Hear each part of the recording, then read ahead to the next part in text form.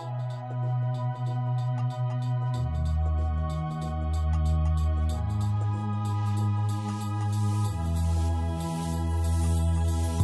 name is Lynn. I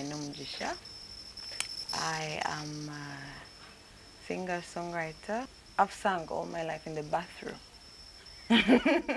Around the house, in the car, I'm always singing. But with TUK, I think I started around Feb 2015. I used to be so scared to get on stage. And like, I'm getting onto the stage and I can barely breathe. But as time goes by, I'm getting more comfortable and loving it more. I am an IT practitioner. I did IT at university and I've been practicing it for some time. If I tell you, you just might guess my age, and it's a secret. This is my belief generally. I feel like sexuality is fluid. I don't try to, at first, like when I was still trying to figure myself out, you know, you feel a certain way and then you try to get to know people who are like you, and then you have this pressure to be identified as someone. So like I was under so much pressure. I'm like, I can't do this. I can't talk to so and so because they're going to think, hey, you're confused. Or so for me, sexual orientation is a box, and I do not like to live in boxes. Before I started singing, I was working for the government. One of my bosses found out, and she's really started harassing me. Like her attitude changed towards me. And it became really uncomfortable at work, and I was actually transferred to a different department because she was uncomfortable with me. Like I was transferred to a department in Entebbe. Like after she found out, because before I would try and act like no one has to know, it's work. Like why do they have to know? And then she found out somehow, and people were talking in corridors, the door, like I'm passing through and people are looking at me. And eventually they got uncomfortable and they transferred me. In IT, you work with everyone in the ministry. It's a support-based profession. So you have to be friendly. Sometimes people would not call me to go and do work because they're like, oh my God, she's going to probably rape me or whatever. Because you know how they feel. Like you get to learn to have a thick skin. People are going to say all sorts of things. People would come at me and go like, so are you doing it for money? Like, what's wrong with you? You're a beautiful girl. Did you fail to get men? Really? Like random people. Like, hey, people will come at you. Like, I'd become like the dictionary or the encyclopedia for everything gay. And that can be very uncomfortable, and it never stopped until I left. I have 3 brothers who are pastors. I told them from the start, I said, no amount of doctrine you're going to feed me is going to change who I am. And I'm your sister, I'm not going anywhere. So you can keep your beliefs and I'll keep mine. But then my elder brother keeps telling me how he prays for me and how he knows I'm going to find a church and get saved. I'm like, yeah, okay.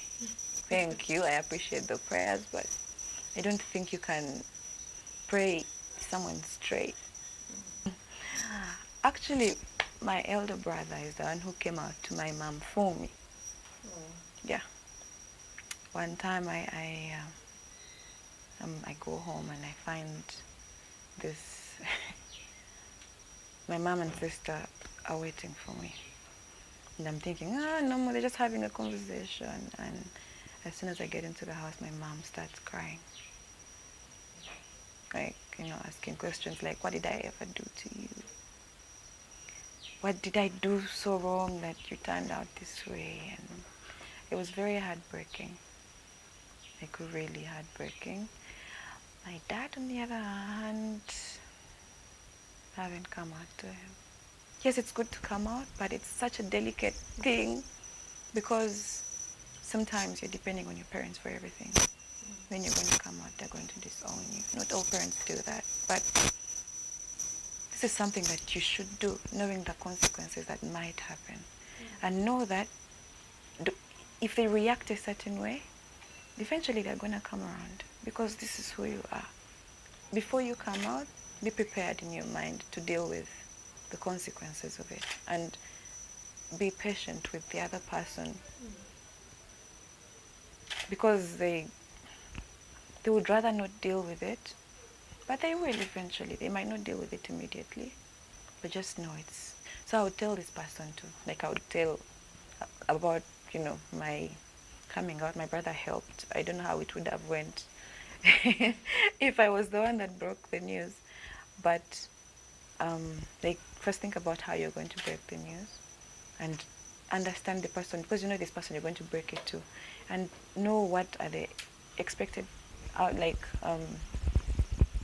expected reactions or expected outcomes, and be ready to face them, and don't feel like a victim, because you're not. 5 years down the road, I hope I will have inspired other people. I hope that I will have broken stereotypes, because people naturally assume that when you're gay, you all you do is have sex, you're useless, you drink, smoke, and just. But there's people. I mean, that doesn't define who you are as a person. So I want to show someone, at least if I can even inspire one person or change someone's perspective, that it does not define who you are. You're still a productive part of society, and people can stop looking at us as outcasts who are useless, and that's one. 5 years musically, I'm hoping that I will be touring the world and doing music strictly, because that's where my passion is. With advocacy, being in the forefront of anything, it takes guts, and you don't wake up with those guts. So I'm hoping that I'll overcome my fear enough because there's some songs I've written that I'm fearing to put out. But yeah, I'm hoping that through my music I can also change perspectives. Because for me, I feel like this whole discrimination is because people don't know. You look at your surroundings and you find a way to survive, because it's survival of the fittest. It's just a job. I know if you hate to dress a certain way, but if it's going to put food on your table, like I feel like we shouldn't. Don't let your sexual orientation hold you back from doing something.